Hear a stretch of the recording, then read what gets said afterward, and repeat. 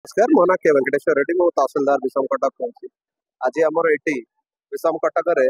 पवित्र रथ बावड़ा यात्रा अनुष्ठित होती। भगवान बावड़ा यात्रा भगवान जिते आसिले मौसी घर को एवं किसी दिन रहा पुणी आज बाउड़ निजर श्रीमंदिर को। तो आज से आमर अराउंड गोटे 20,000 कि 25,000 प्लस भक्तों समागम होती। शांति श्रृंखला परिस्थिति को दृष्टि रखिकी गोटे प्लाटून पुलिस मुतयन अच्छी एवं बैरिकेडिंग व्यवस्था है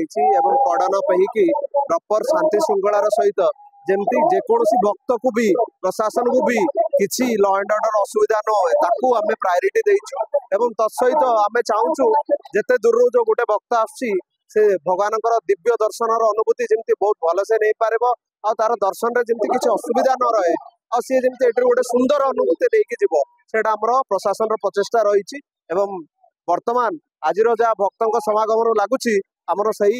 प्रस्तुतिटा बराबर कल आनी आमर यही बावड़ा यात्रा पछरे लोकल प्रशासन जोड़ा अच्छी ता सहित मंदिर एडवाइजरी कमिटी गाँ लोक अच्छा पुलिस भाई माने आमर अच्छा एवं आमर स्वेच्छासेवी भाई माने अच्छा आमर ड्राइवर संघ भाई माने अच्छा प्लस आमर मीडिया बंधुगण तो आम सहित सब बेले अच्छा